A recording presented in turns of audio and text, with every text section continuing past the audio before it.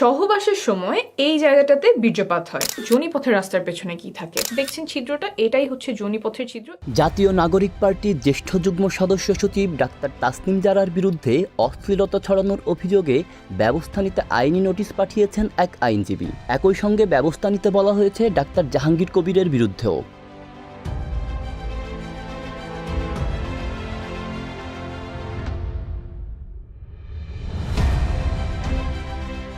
বৃহস্পতিবার সুপ্রিম কোর্টের আইনজীবী ব্যারিস্টার মোহাম্মদ হুমায়ুন কবির পল্লব এ নোটিশ পাঠান। আইনি নোটিশে ফেসবুক, ইউটিউব, টিকটক, লাইকি সহ সব অনলাইন মাধ্যমে অশ্লীল ও পর্নোগ্রাফিক ভিডিও, বিজ্ঞাপন ও প্রচারণা বন্ধে সরকারকে প্রয়োজনীয় পদক্ষেপ নিতে বলা হয়েছে। সহবাসের সময় এই জায়গাটাতে বীর্যপাত হয়। নোটিশে বলা হয়েছে ডাক্তার জাহাঙ্গীর কবির, ডাক্তার তাসনিম জারা সহ অনেকেই সামাজিক যোগাযোগ মাধ্যমে বিভিন্ন পরামর্শের আড়ালে ভিডিও, বক্তব্য এবং ছবির মাধ্যমে যৌন উত্তেজক ওষুধ বিক্রি করে থাকেন।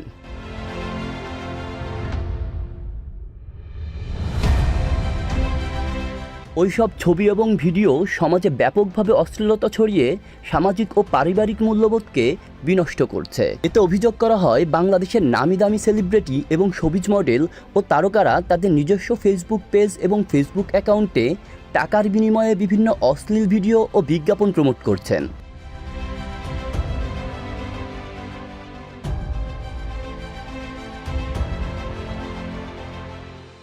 অনেক ডাক্তার নিজেদের ভিউ বাড়ানোর জন্য সামাজিক যোগাযোগ মাধ্যমে বিভিন্ন ঔষধ এবং প্রয়োজনীয় বিক্রয়ের জন্য অশ্লীল ভিডিও এবং বিজ্ঞাপনের মাধ্যমে সাধারণ মানুষকে আকৃষ্ট করে।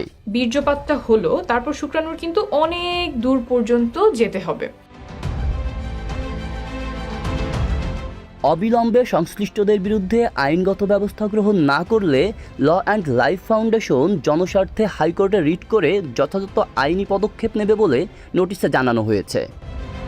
ডক্টর তাসনিম জারাকে গ্রেপ্তার, চিকিৎসার পরামর্শ নাম করে অশ্লীলতা ছড়ানোর কারণে তাকে গ্রেপ্তার করা হয়েছে, এমন একটি নিউজ বর্তমান বাংলাদেশের সোশ্যাল মিডিয়াতে ভাইরাল হয়ে ছড়িয়ে পড়ছে। তো বন্ধুরা, সত্যি কি এই ডক্টর তাসনিম জারা চিকিৎসার পরামর্শ নাম করে অশ্লীলতা ছড়াচ্ছেন? এইবার এই বিষয় নিয়ে আমরা পর্যালোচনা এবং তদন্ত করে বেশ কয়েকটি খুবই গুরুত্বপূর্ণ তথ্য এবং ভিডিও ফুটেজ পাই, যা আজকের ভিডিওতে সেগুলোই এক এক করে ধারাবাহিক তুলে ধরা হবে। যদিও আজকের ভিডিওটা কিছুটা বড় হতে পারে, তবে আজকের ভিডিওতে জানতে পারবেন এই ডক্টর তাসনিম জারাকে নিয়ে এমন কিছু অজানা গুরুত্বপূর্ণ গোপন তথ্য থাকতেছে আজকের ভিডিওতে, যা জানলে আপনিও ইতিমধ্যে অবাক হতে বাধ্য। সেই সাথে আরও জানতে পারবেন বর্তমান বাংলাদেশের রাজনীতির প্রেক্ষাপট আসলে কোন দিকে যাচ্ছে। বন্ধুরা, চলুন ভিডিওতে আজকে আর বেশি কথা বাড়াবো না, সরাসরি আজকে আমরা চলে যাব মূল ভিডিওতে। আর সেখানে আজকে আমরা দেখব সত্যি কি এই ডক্টর তাসনিম জারা গ্রেপ্তার হয়েছেন নাকি এটা গুজব ছিল।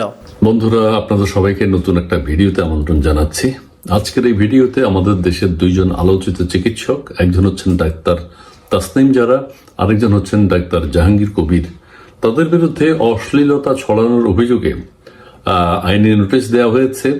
অশ্লীলতা ছড়ানোর অভিযোগে ডাক্তার তাসনিম জারার বিরুদ্ধে আইনি নোটিশ, এখানে হেডলাইনে একজনের নাম উল্লেখ করেছে ডাক্তার তাসনিম জারা, আর আছে ডাক্তার জাহাঙ্গীর কবির সাহেবও আছেন। কেন তাদের বিরুদ্ধে আইনি নোটিশ দেওয়া হয়েছে সেটি আপনাদের সাথে একটু ব্যাখ্যা করব। দুজনেই সোশ্যাল মিডিয়ায় বেশ আলোচিত। কি লিখেছে পত্রিকায় ইত্তেফাক থেকে পড়ে শোনাচ্ছি, সেটি আপনাদেরকে জানাচ্ছি। জাতীয় নাগরিক পার্টি এনসিপির জ্যেষ্ঠ যুগ্ম সদস্য সচিব ডাক্তার তাসনিম জারার বিরুদ্ধে অশ্লীলতা ছড়ানোর অভিযোগে ব্যবস্থা নিতে আইনি নোটিশ পাঠিয়েছেন এক আইনজীবী। অশ্লীলতা কিভাবে ছড়ান সেটি ব্যাখ্যা করছি। একই সঙ্গে ব্যবস্থা নিতে বলা হয়েছে ডাক্তার জাহাঙ্গীর কবিরের বিরুদ্ধেও। দুজনেই কি কাজটি করেন? বৃহস্পতিবার 24 এপ্রিল সুপ্রিম কোর্টের আইনজীবী ব্যারিস্টার মোহাম্মদ হুমায়ুন কবির বিপ্লব এই নোটিশ পাঠান। আইনি নোটিশে ফেসবুক, ইউটিউব, টিকটক, লাইকি সহ অনলাইন মাধ্যমে অশ্লীল ও পর্নোগ্রাফিক ভিডিও, বিজ্ঞাপন ও প্রচারণা বন্ধে সরকারকে প্রয়োজনীয় পদক্ষেপ নিতে বলা হয়েছে। দুইজনে কিন্তু মানুষের চিকিৎসার পাশাপাশি কিন্তু ওইটাও চিকিৎসা, যৌন উত্তেজনা কিভাবে কি হলে দাম্পত্য জীবন সুখের হবে, নানাবিধ কথা বলে থাকেন। ডাক্তার তাসনিম জারারও 2 আঙ্গুল বিষয়ক কি ব্যাখ্যা আছে যেটি সোশ্যাল মিডিয়ায় যাওয়া উচিত না। ডাক্তার জাহাঙ্গীর কবিরেরও অনেক রয়েছে, তিনি এই ঔষধ বিক্রি করেন এর আড়ালে। সেটি হচ্ছে কিভাবে দাম্পত্য জীবন সুখের হবে, কি খেলে কি ওষুধ ব্যবহার করলে সেগুলো কোথায় পাওয়া যাবে, সেগুলো তিনি বিজ্ঞাপন প্রচার করে থাকেন। কাজেই বলা হয়ে থাকে যে ছোট বড়, নারী পুরুষ সবাই কিন্তু সোশ্যাল মিডিয়ায় ব্যবহার করেন। তো সেহেতু এই ধরনের কথাবার্তা সোশ্যাল মিডিয়ায় কতটুকু বাস্তবসম্মত প্রচার করা, সেটি নিয়ে প্রশ্ন উঠেছে। এগুলো যার যার ব্যক্তিগত ব্যাপারগুলো চিকিৎসক অথবা যারা পরামর্শ দিয়ে থাকেন স্বাস্থ্য বিষয়ক বিভিন্ন, সেখান থেকে পরামর্শ নিতে পারেন ব্যক্তিগতভাবে। কিন্তু এইভাবে সামাজিক যোগাযোগ মাধ্যমে প্রচার করে বলা, সবাইকে জানানো, এটা কতটুকু যুক্তিযুক্ত সেটা নিয়ে প্রশ্ন উঠেছে। নোটিশে বলা হয়েছে ডাক্তার জাহাঙ্গীর কবির এবং ডাক্তার তাসনিম জারা সহ অনেকেই সামাজিক যোগাযোগ মাধ্যমে বিভিন্ন পরামর্শের আড়ালে ভিডিও বক্তব্য এবং ছবির মাধ্যমে যৌন উত্তেজক ঔষধ বিক্রি করে থাকেন। ওইসব ছবি এবং ভিডিও সমাজে ব্যাপকভাবে অশ্লীলতা ছড়িয়ে সামাজিক এবং পারিবারিক মূল্যবোধকে বিনষ্ট করছে। হ্যাঁ, এটি আপনারা সবাই জানেন। এইসব কথা ছোট বড়রা যদি শুনে, ছোটরা যদি শুনে, ছাত্রছাত্রীরা যদি শুনে, তাদের কাছে কেমন লাগবে বা তারা কিভাবে নেয় সেটি কিন্তু অনেকে বিব্রত হন। এতে অভিযোগ করা হয় বাংলাদেশের নামি দামি সেলিব্রিটি এবং মডেল ও তারকা তাদের নিজস্ব ফেসবুক পেজে এবং ফেসবুক অ্যাকাউন্টে টাকার বিনিময়ে বিভিন্ন অশ্লীল ভিডিও ও বিজ্ঞাপন প্রমোট করছেন। অনেক ডাক্তার নিজেদের ভিউ বাড়ানোর জন্য সামাজিক যোগাযোগ মাধ্যমে বিভিন্ন ঔষধ এবং সামগ্রী বিক্রয়ের জন্য অশ্লীল ভিডিও এবং বিজ্ঞাপন প্রচারের মাধ্যমে সাধারণ মানুষকে আকৃষ্ট করছেন।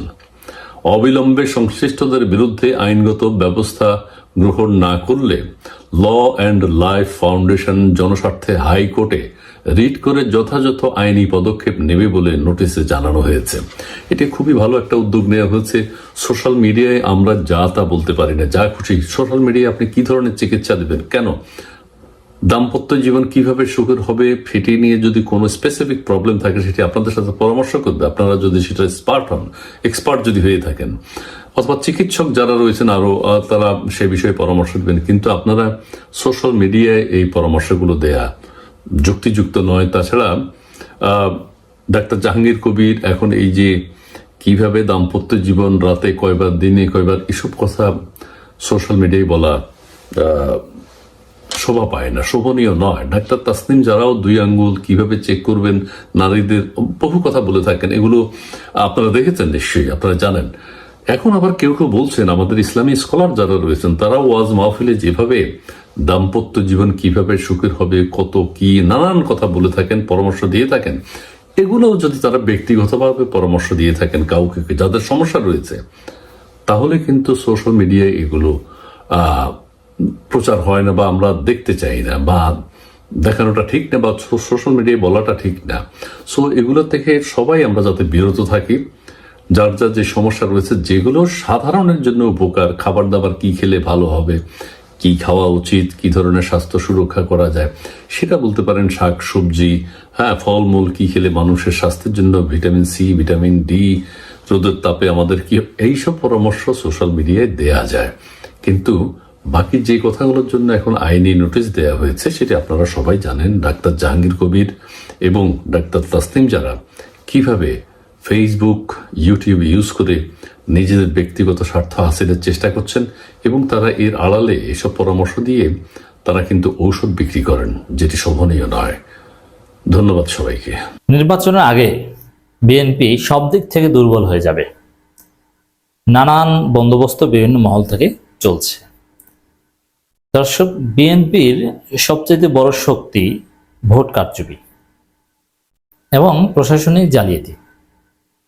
বিভিন্ন জায়গায় তাদের লোক আছে, তারা জালিয়াতি করবে, তারপরে তারা ক্ষমতা আসবে। এটা তাদের সবচেয়ে বড় শক্তি বা বড় আশার জায়গা। কিন্তু এত সহজ নয়।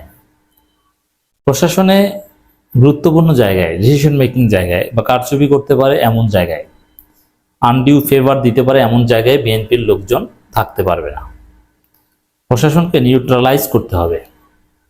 বিএনপি বড় বড় পদ পদবি দখল করে ভেবেছিল যে আমরা তো এই করেছি সেই করেছি, কিন্তু না, ওই জায়গাগুলো নিউট্রালাইজ না করলে নির্বাচনই হবে। এটা এনসিপি নাহিদ ইসলাম স্পষ্ট বলে দিয়েছে।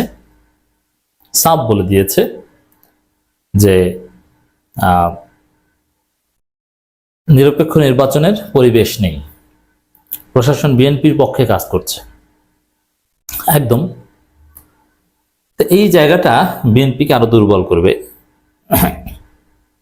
এনসিপি বা জামাত বা অন্যান্য, দেখেন জামাত বেকায়দা করবে না, কারণ কি জামাতপন্থী অনেক লোক প্রশাসনে আছে, কিন্তু তারা কেউ জামাতকে আনডিউ ফেভার দেয় না, তারা কেউ দলবাজি করে না, কিন্তু বিএনপির লোকজন দলবাজি করে, যার ফলে বিএনপির লোকজন ধরা খাবে। নির্বাচন আগে দেখবেন যে নাহিদ ইসলাম বা জামাত বা বিভিন্ন দল ডক্টর ইউনূস সরকারের কাছে, এমনকি ফেসবুকে বিএনপি পন্থী প্রশাসনের লোকদের, ডিসি, এসপি কিংবা ইউএনও কিংবা ওসি, এদের তালিকা প্রকাশ করে দিবে, তখন সরকার বাধ্য হবে তাদেরকে সরাতে। সচিব, মানে যেই বিএনপিকে আনডিউ ফেভার দিতে যাবে সেই ধরা খাবে। তারপরে ডক্টর ইউনূস সরকার বাধ্য হবে তাদেরকে সরিয়ে ওই জায়গাগুলো নিউট্রালাইজ করতে। তো দর্শক, এই বিষয়ে একটা খবর, প্রশাসনের পক্ষ নিয়ে পাল্টাপাল্টি অভিযোগ এনসিপি বিএনপির। এনসিপি যেটা বলছে, প্রশাসন এখন বিএনপির পক্ষে কাজ করছে, এই ধরনের প্রশাসনের অধীনে নির্বাচন করা সম্ভব নয়। অতএব নির্বাচনের আগে প্রশাসনকে ঢেলে সাজানো হবে এই নাহিদ ইসলামদের দাবি অনুযায়ী, আর সে ঢেলে সাজাতে গিয়ে বিএনপির যে মূল শক্তি প্রশাসনের ফেভার পাওয়া, এটা দুর্বল হয়ে যাবে। আর প্রশাসনের ফেভার ছাড়া বিএনপি কিছু করতে পারে না, এটা আমরা গত 15 বছরে দেখেছি। প্রশাসন যদি বলতো যে নয়াপল্টন থেকে কুত্তার মতো দৌড়িতে গোলাপবাগ যে সমাবেশ করো, এরা মুহূর্তের মধ্যে দৌড় প্রতিযোগিতা করতো এবং গোলাপবাগ যে সমাবেশ করতো। প্রশাসন যদি বলতো যে রাস্তার ফুটপাতের অর্ধেক জায়গায় কান ধরে উঠবাস করবা, সেটা করতো। আর যদি বলতো যে ঠিক আছে ফুটপাতের উপর সোজা হয়ে দাঁড়াও, তারপরে প্রোগ্রাম করো, করতে পারতো। গত 15 বছরে একটা এক্সাম্পল দেখান যে প্রশাসনের বাইরে বিএনপি যেতে পেরেছে, পারেনি। এর মানে প্রশাসনের সাথে বিএনপি পারে না, এটা বিএনপির ইতিহাস। এই জায়গাটায় বিএনপি একটা কঠিন ধরা খাবে, যেটাকে আমরা বলি রাম ধরা। On the other hand, Ruhul Kabir Rizvi বলছেন, মানুষকে বিভ্রান্ত করার জন্য এই বক্তব্য দেয়া হয়েছে, প্রশাসনের সাথে বৈষম্য বিরোধীদের সখ্যতা বেশি না।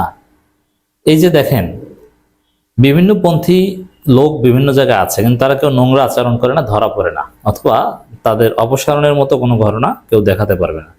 কিন্তু বিএনপির এক 5 দালাল কুয়েটের ভিসি কি আকামটা করেছে দেখেন। তো বিএনপি ধরাটা খাবে তো এই জায়গায়, যে কুয়েটের ভিসি বহিরাগত বিএনপি সন্ত্রাসীদের ক্যাম্পাসের ভিতর ঢুকিয়ে সাধারণ শিক্ষার্থীদের কুপিয়েছে। এরপরে সাধারণ শিক্ষার্থীদের বিরুদ্ধে মামলা দিয়েছে, সাধারণ শিক্ষার্থীদের বহিষ্কার করেছে।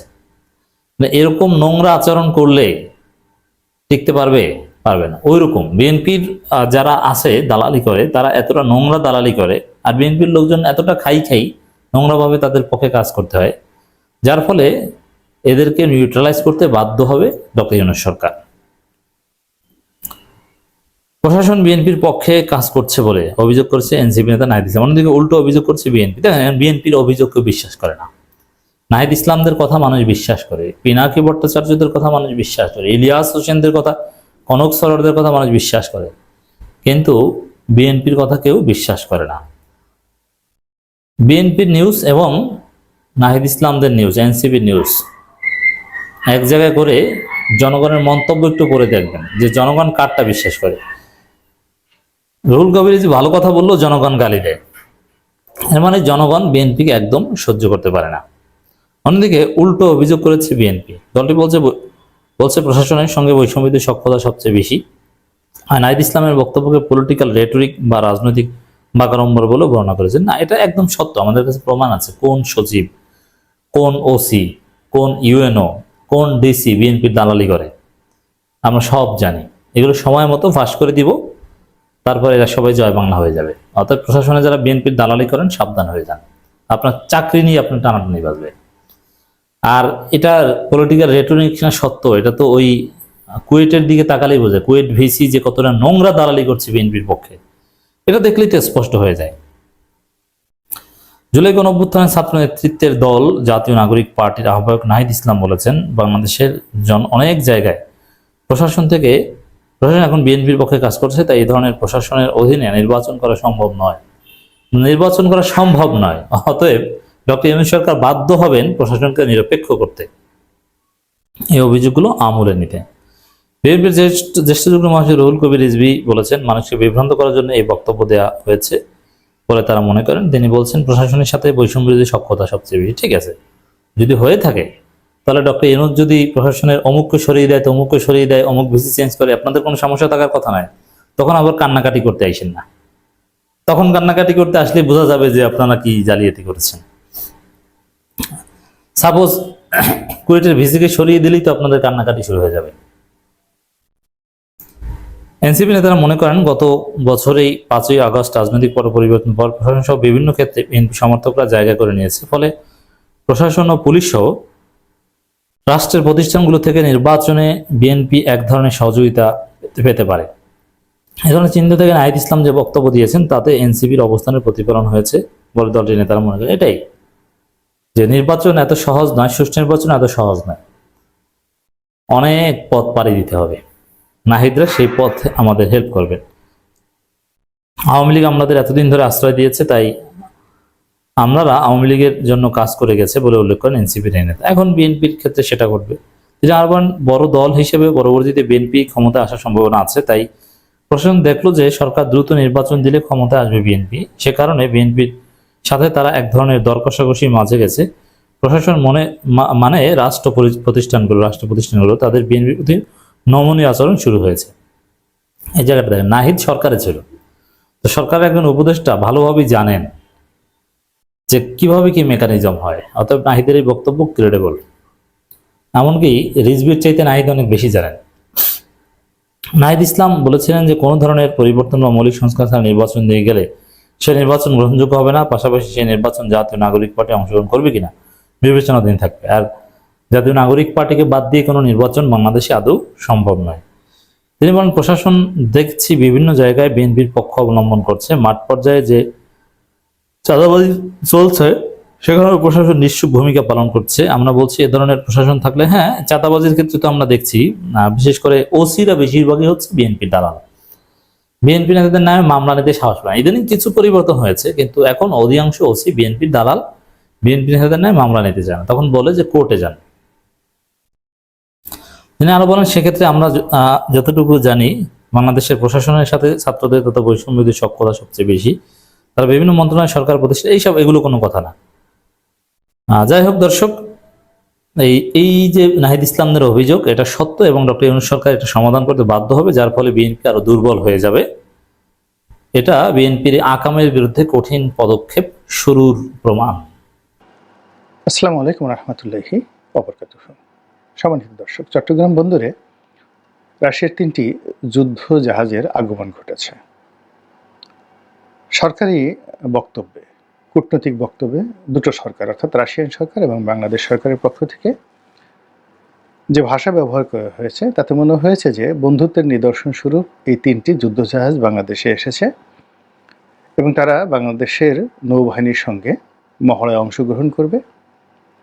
এতে করে আমাদের যে নৌবাহিনী তারা আন্তর্জাতিক মানের একটি বাহিনীর সঙ্গে এবং আন্তর্জাতিক মানের যে যুদ্ধজাহাজ, সেই যুদ্ধজাহাজের যে টেকনোলজি তাদের সঙ্গে সংযুক্ত হয়ে নিজেদের দক্ষতা এবং অভিজ্ঞতা বৃদ্ধি করার সুযোগ পাবে। এই হলো বাস্তব অবস্থায় যে বিবৃতি। কিন্তু এর পেছনে যে কত বড় কালবৈশাখী ঝড় রয়েছে, এর পেছনে যে কত বড় সিঁদুর মেঘ নয়, রীতিমতো যাকে বলা হয় ভলক্যানো, অগ্নুৎপাত রয়েছে, সেটি আপনাদেরকে বলার চেষ্টা করব আজকের এই ভিডিওতে।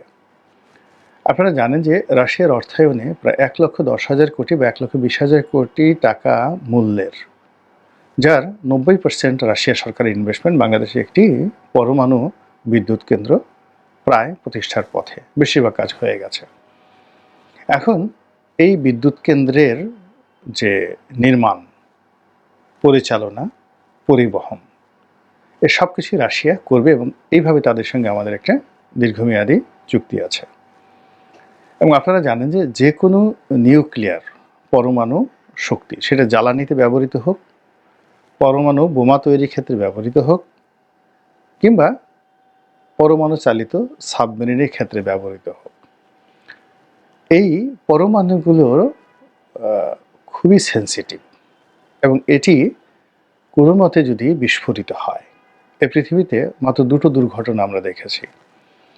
রাশিয়ার চেরনোবিলে এই একটি কেন্দ্রে বিস্ফোরণ ঘটেছিল, পরমাণু কেন্দ্রে।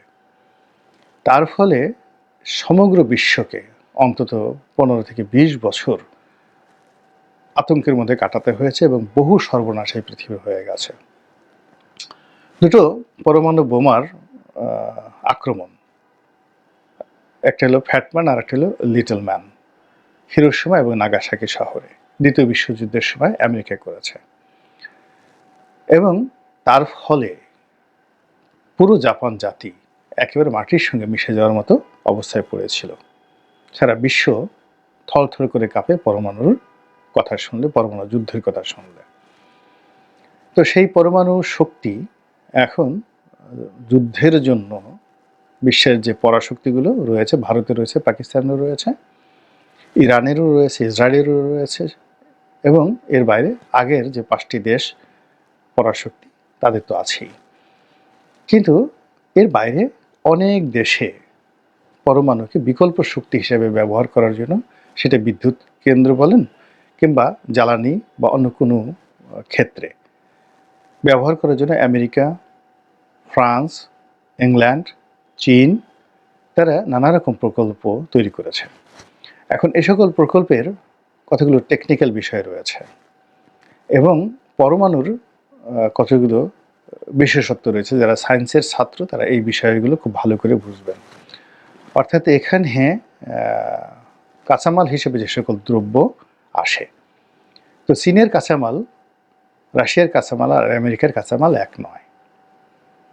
আবার চীনের প্রযুক্তি, রাশিয়ার প্রযুক্তি আর আমেরিকার প্রযুক্তি এক নয়, উত্তর কোরিয়ার প্রযুক্তি এক নয়। তৃতীয়ত, এটার সেফটি অ্যান্ড সিকিউরিটি। এর মধ্যেও প্রতিটি দেশ তাদের মুনশিয়ানা দেখানোর চেষ্টা করে এবং সর্বশক্তি নিয়োগ করে তারা এটি যেন তৃতীয় দেশের হাতে না যায়। তো কাজেই আমাদের ক্যান্টনমেন্টগুলোতে যে সবচেয়ে সুরক্ষিত যে অঞ্চল, সেটা নিরাপত্তা বিধানে আমরা যা করছি তার চেয়ে অনেক অনেক বেশি কসরত করে থাকে পরমাণু শক্তিধর দেশগুলো, তাদের এই পরমাণু যে কাঁচামাল, প্রযুক্তি, মেশিনারিজ, ভান্ডার এবং অপারেশন, এটা যেন নিরাপদ থাকে। তো এই জন্য যখন এই ধরনের একটা চুক্তি হয়, সেক্ষেত্রে রাশিয়ার একটা সামরিক উপস্থিতি বাংলাদেশে এটা সঙ্গে সঙ্গে করতে হয়েছে।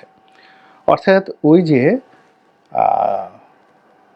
পরমাণু বিদ্যুৎ কেন্দ্র করা হয়েছে বাংলাদেশে, পাবনাতে, তো সেটার জন্য রাশিয়ার মিলিটারির একটা চৌকো শক্তিশালী দল সেখানে রয়েছে, এবং সেই মিলিটারিকে আকাশপথে এবং যাকে বলা হয় নৌপথে, স্থলপথে সহযোগিতা করার জন্য সাপ্লাই চেইনের ক্ষেত্রে রাশিয়ান সরকার যে কোনো সময় যে কোনো ব্যবস্থা নিতে পারে, এরকম চুক্তি না হওয়া পর্যন্ত কোনো অবস্থাতেই বাংলাদেশে এরকম একটা পরমাণু বিদ্যুৎ কেন্দ্র তারা স্থাপন করতে যায়নি।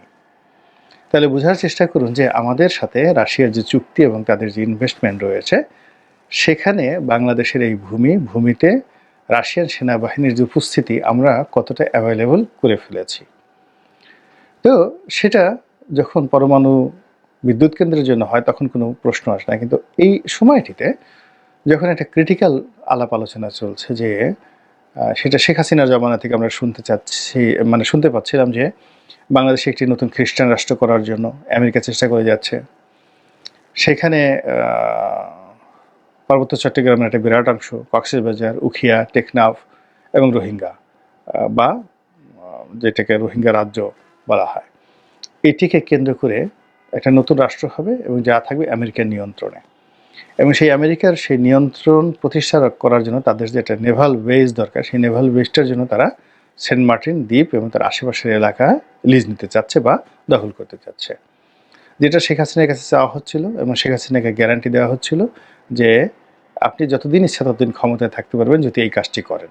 আমেরিকা অস্বীকার করেছিল, কিন্তু শেখ হাসিনার ওই সময়ের ওই কথাটি আমরা পাত্তা দিই না। কিন্তু এখন পুরো বাস্তব অবস্থা এমন একটা জায়গাতে চলে এসেছে যে এই কথা স্মরণ হওয়া মাত্রই আমাদের হাত পা থরথর করে কাঁপে। এর কারণ হলো গত 7 মাসে যে আমেরিকান সরকারের নড়াচড়া, যেভাবে মিস্টার পিটার ডি হাস একটি তেল কোম্পানির অ্যাডভাইজার রূপে বাংলাদেশে এসে একই সঙ্গে তিনি সরকারের সঙ্গে অ্যাডভাইজার হিসেবে কাজ করছেন, তেল কোম্পানির অ্যাডভাইজার হিসেবে কাজ করছেন, এবং ওই যে তার যে আগের যে একটা 2SD গ্রুপ ছিল বিগত দিনে, এই 2SD গ্রুপ অর্থাৎ ইউরোপিয়ান শক্তি সময়ের যেটা ক্লাব 2SD গ্রুপ, সেটা তিনি নেতৃত্ব এখনও এই বাংলাদেশে বসে দিয়েছেন। একই সঙ্গে মিস্টার ডোনাল্ড ট্রাম্প চাকরি থেকে ডোনাল্ড লুকে পদচ্যুত করেছে, কিন্তু তিনিও এখন বেকার বসে নেই, তিনি এই গ্রুপের সঙ্গে যুক্ত হয়ে আছেন। আর জর্জ সরোজ, যার নাম ইতিমধ্যে আপনারা শুনেছেন, যার সঙ্গে ডক্টর মোহাম্মদ ইউনূসের খুব ভালো সম্পর্ক, এবং তার ছেলে ইতিমধ্যে বাংলাদেশ এসে ভিজিট করে গেছেন, এবং তাকে বিভিন্ন দেশের এই যে পট পরিবর্তনের নায়ক, খলনায়ক মনে করা হয়। এবং এই কাজগুলো করে জর্জ সরোজ বিভিন্ন দেশের ব্যবসা বাণিজ্য আমেরিকানদের হাতে তুলে দেয়। ফলে এখানে ডোনাল্ড ট্রাম্পের সরকারের যেভাবে একটা প্রভাব রয়েছে, তদ্রূপ ওই দেশের যে মাফিয়া তন্ত্র রয়েছে, ও দেশের যে ব্যবসা বাণিজ্য রয়েছে, ও দেশের যারা বিনিয়োগ করেন তাদের যেটা সিন্ডিকেট রয়েছে, এই সিন্ডিকেটের যে সমস্ত লোকজন ডিপ্লোম্যাটিক করে কাজ করতেন বাংলাদেশের বিভিন্ন সময়, তারা সবাই কিন্তু এখন ঐক্যবদ্ধ। কিছুদিন আগে আপনারা বাংলাদেশের সাবেক রাষ্ট্রদূত মিস্টার উইলিয়াম বি মাইলামকে দেখেছেন, তার সঙ্গে মিস্টার জন একসময় খুবই জনপ্রিয় বাংলাদেশে ছিলেন, ডেপুটি অ্যাম্বাসেডর হিসেবে ছিলেন, এবং বাংলাদেশে বোধহয় জনের মতো এত জনপ্রিয় ইভেন পিটার হাসও এত জনপ্রিয় ছিলেন না। পিটার হাস এমনি মিডিয়ার কারণে খুবই জনপ্রিয় হয়ে পড়েছিলেন, কিন্তু ওয়ান টু ওয়ান কানেকশনের ক্ষেত্রে বাংলাদেশে জনের যে কানেক্টিভিটি, এটি অন্য কোনো রাষ্ট্রদূতের কখনো হয় নাই বাংলাদেশে। তো সেই mister John, William B Milam, Peter D Haas, Donald Lu, তারা সবাই এখন বাংলাদেশের মানে একমাত্র ডোনাল্ড লু ছাড়া সবাই বাংলাদেশে এসেছেন, এবং পিটার ডি হাস তো পার্মানেন্টলি বাংলাদেশে আছেন। এখন আপনি এটাকে কি বলবেন? এটাকে আপনি কি নিছক আমেরিকার স্বাভাবিক চালচলন বলবেন, নাকি ওই যে শেখ হাসিনা যে সন্দেহটা ঢুকিয়ে দিয়ে গেছে, যে অভিযোগগুলো করেছেন, সেই অভিযোগের যে বাস্তব প্র্যাকটিক্যাল প্রয়োগ সেটি বলবেন, নাকি অন্য কোনো কিছু বলবেন? কোন অবস্থাতে গিয়ে আমরা দাঁড়াচ্ছি? সব মিলিয়ে একটা জটিল পরিস্থিতি তৈরি হয়ে গেছে, এবং আপনারা জানেন যে বিশ্ব রাজনীতি এমন একটা জটিল অবস্থা, অর্থাৎ কিছু কিছু বিষয় নিয়ে, যেমন ধরুন ইউক্রেন নিয়ে রাশিয়ার সাথে ইরানের যে বন্ধুত্ব রয়েছে, তুরস্ক নিয়ে কিন্তু ইরানের সঙ্গে আবার যাকে বলা হয় রাশিয়ার মতবিরোধ রয়েছে। আবার ধরুন চীনের সঙ্গে ভারতের সীমান্ত নিয়ে যে বিরোধ রয়েছে, বাংলাদেশ নিয়ে যে বিরোধ রয়েছে, কিন্তু এই আরাকান আর্মি বা এই মায়ানমার নিয়ে চীন আর ভারত একই ভাষায় কথা বলছে। অর্থাৎ ভারত এখানে যে ইনভেস্টমেন্ট করেছে, চীনও একই ইনভেস্টমেন্ট করেছে, এবং তারা মায়ানমারের যে সামরিক সরকার তাদেরকে প্রমোট করতে চাচ্ছে। অন্যদিকে এখানে যে একটা শক্তি চলে এসেছে আরাকান আর্মি, সেই আরাকান আর্মিকে কোনো অবস্থাতে ভারত, চীন সম্পর্ক তাদের সঙ্গে রক্ষা করছে, কিন্তু কোনো অবস্থায় তাদেরকে প্রমোট করছেন না। আবার ভারতের সঙ্গে আরাকান আর্মির রীতিমতো এখন দাকুমরার সম্পর্ক চলে গেছে। পরে আরাকান আর্মিকে দমন করার জন্য যদি ভারতকে সৈন্য পাঠাতে হয়, সেই কাজটিও ভারত করবে। এখন আমেরিকার সঙ্গে এই যে প্যাসিফিক রাজনীতিতে, যে প্রশান্ত মহাসাগরের এই তীরবর্তী অঞ্চলের যে রাজনীতি, কিংবা ভারত মহাসাগর কেন্দ্রিক রাজনীতি, কিংবা এশিয়া কেন্দ্রিক যে রাজনীতি, সেখানে সব ব্যাপারে ঐক্যমত্য রয়েছে আমেরিকার। এমনকি যাকে বলা হয়, কিন্তু মানে পাকিস্তানের সঙ্গে যে আমেরিকার বন্ধুত্ব, সেটাও কিন্তু সমভাবে তারা চালিয়ে যাচ্ছে। আবার ধরুন চীনকে কেন্দ্র করে ভারত এবং আমেরিকা যেভাবে একত্রে কাজ করছে, সেভাবে কিন্তু আমেরিকা পাকিস্তান যুগপৎভাবে চীনের বিরুদ্ধে কাজ করছে না। এর কারণ হলো চীন এবং পাকিস্তান তারা খুবই ঘনিষ্ঠ বন্ধু। তো এভাবে আসলে ডিপ্লোম্যাসিতে বা কূটনীতিতে 4 থেকে 5টি বিষয় নিয়ে সবসময় রাজ্যগুলোর মধ্যে, রাষ্ট্রগুলোর মধ্যে, সরকারগুলোর মধ্যে, রাজ্য বললাম যেমন ভারতের অনেকগুলো রাজ্য বা আমেরিকার অনেকগুলো স্টেট, তাদের মধ্যে পারস্পরিক লেনাদেনা, ভুল বোঝাবুঝি এবং দেনা পাওনা থাকে। তদ্রূপ বাংলাদেশের সঙ্গেও কারোরই অ্যাবসলিউট বন্ধুত্ব হওয়া সম্ভব নয়। 10টা বিষয় মতভেদতা থাকবে, 10টা বিষয় মতানৈক্য থাকবে বা কম বেশি থাকবে, এবং এটাই ডিপ্লোমেসি। না হলে আমাদের এত বড় আর্মি কেন দরকার, কেন এত বড় পররাষ্ট্র মন্ত্রণালয় দরকার? এই কাজগুলো করার জন্যই তো, এই বিরোধগুলো নিষ্পত্তি করার জন্য আমরা এই এত বড় একটা সেনাবাহিনী আমরা জনগণের করের টাকায় লালন পালন করছি, এত বড় একটা পররাষ্ট্র মন্ত্রণালয় ব্যয়ভার বহন করছি। কিন্তু সাম্প্রতিক সময় যেটাতে মনে হয়েছে যে আমরা এই সামরিক নীতিতে এবং পররাষ্ট্র নীতিতে যে ধারাবাহিকতা রক্ষা করেছিলাম, এই সময়টিতে এসে আমরা মুখ থুবড়ে পড়েছে। এখন স্পষ্টতই আমরা যে জিনিসগুলো শুনতে পাচ্ছি যে বর্তমান অন্তর্বর্তীকালীন সরকার স্পষ্টতই আরাকান আর্মিকে তারা করিডোর দেবে, আরাকান আর্মিকে তারা সহযোগিতা করবে, এবং আরাকান আর্মিকে সহযোগিতা করার জন্য বাংলাদেশে আরাকান আর্মি বিরোধী যে গ্রুপ রয়েছে রোহিঙ্গাদের মধ্যে, অত্যন্ত শক্তিশালী গ্রুপ, যাদেরকে বলা হয় আরসা। আরসা ছাড়াও আরও 7-8টি ছোট ছোট সংগঠন রয়েছে এই 10 লক্ষ রোহিঙ্গাদের মধ্যে, যারা সশস্ত্র যুদ্ধে খুবই পারদর্শী, এবং তারা কোনো বাউন্ডারি লাইন মানে না, বাংলাদেশে চলে আসে, আবার ওখানে গিয়ে যুদ্ধ করে, ওখান থেকে আবার চলে আসে, এবং এদের হাতে কিন্তু ইয়াবা ঠিয়াবা এগুলি বেশিরভাগ পাচার হয়ে যায়। এমনকি তারা এই সরকারের সঙ্গে তাদের সংযোগের কারণে তারা সারা বাংলাদেশে, এই আরসার নেতারা সারা বাংলাদেশের যে কোনো জায়গায় গিয়ে যে কোনো অপারেশন তারা করতে পারে, যেহেতু তারা অত্যন্ত মানে গেরিলা যুদ্ধে খুবই সক্ষম। তো এই যে আরাকান আর্মির বাইরে আরেকটি প্রতিষ্ঠান রয়েছে কুকিচিন, এবং কুকিচিন বাংলাদেশে আলাদাভাবে, অর্থাৎ আরাকান আর্মির কন্টেম্পোরারি আরেকটা সংগঠন, যাদের অন্তত 5,000 অস্ত্রধারী গেরিলা রয়েছে, যারা বাংলাদেশের গহীন অরণ্যে বান্দরবান জেলার থানচি উপজেলার বলতে গেলে পুরোটাই গহীন অরণ্য তারা নিয়ন্ত্রণ করছে, এই কুকিচিন গোষ্ঠী। তো একদিকে আরাকান আর্মি, তারা তাদের বাংলাদেশের এই কয়েকদিন আগে দেখলাম যে সীমান্তের 10 মাইল ভিতরে ঢুকে বা কিলোমিটার ভিতরে ঢুকে তারা কি একটা উৎসব পালন করেছে এই আরাকান আর্মির সদস্যরা। আর এই যে এই জয়লাভের আগে তাদের একটা বিরাট অংশ কিন্তু বাংলাদেশের ঘুরে বেড়াতো। একদিকে কুকিচিন আর একদিকে আরাকান আর্মি। এই যুদ্ধের অনেক আগে থেকে আমাদের এই পার্বত্য অঞ্চলগুলোতে তাদের যে উঠা বসা, এইগুলো মানে পুরো এলাকার যে ম্যাপ তাদের মুখস্থ। সেই তুলনায় বাংলাদেশ সেনাবাহিনী কিংবা ওখানে যে সকল বাংলাদেশের পাহাড়ি সংগঠনগুলো রয়েছে, তারা এদের সঙ্গে পেরে উঠবেন কি উঠবেন না, এটা প্রশ্ন সাপেক্ষ বিষয়। শান্তি বাহিনীর অবস্থা কী, আমাদের দেশের পার্বত্য সংগঠনগুলোর অবস্থা কী, সেটাও কিন্তু নানা জটিলতা তৈরি করেছে, এবং এই কারণেই পার্বত্য অঞ্চলগুলো নিয়ে আমাদের মধ্যে এক ধরনের আতঙ্ক ছড়িয়ে পড়েছে। এটাকে আমি এখানে শিরোনামে সিঁদুর মেঘ বলেছি, কিন্তু এটা আমার কাছে সিঁদুর মেঘ মনে হচ্ছে না, আমার কাছে মনে হচ্ছে যে ইতিমধ্যে বজ্রপাত ঘটে গেছে। তো যেটা বলছিলাম যে আমেরিকা এখানে একটি খ্রিস্টান রাষ্ট্র প্রতিষ্ঠা করতে চায়, মূলত ভারতকে নজরদারি করার জন্য, চীনকে হুমকি ধামকির উপর রাখার জন্য, এবং বাংলাদেশকে তাদের আসলে হুমকি ধামকির জন্য দরকার নাই, বাংলাদেশকে যাকে বলা হয় এক বাজে শব্দ ব্যবহার করব কি করব না বুঝতে পারছি না, মানে প্রয়োজনে ব্যবহার করবে, টিস্যু পেপারের মতো ব্যবহার করবে, দরকার হলে তারা ছুঁড়ে ফেলে দেবে। এবং এভাবে তারা হামিদ কারজাইকে ব্যবহার করেছে, এভাবে তারা সেই আশরাফ ঘানিকে ব্যবহার করেছে, আফগানিস্তানের তালেবানদেরকে ব্যবহার করেছে, মোল্লা ওমরকে ব্যবহার করেছে, ওসামা বিন লাদেনকে ব্যবহার করেছে, সাদ্দামকে ব্যবহার করেছে, আবার সবাইকে শেষ করে দিয়েছে।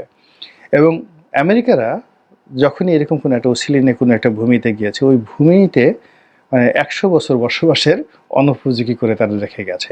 আফগানিস্তানে গিয়ে দেখেন, পাকিস্তানে গিয়ে দেখেন, হাজার হাজার ল্যান্ড মাইন এখনো পর্যন্ত পোতা রয়েছে, এবং যে প্রতিদিনই 2-4টে এভাবে ব্রাস্ট হয়ে যাচ্ছে।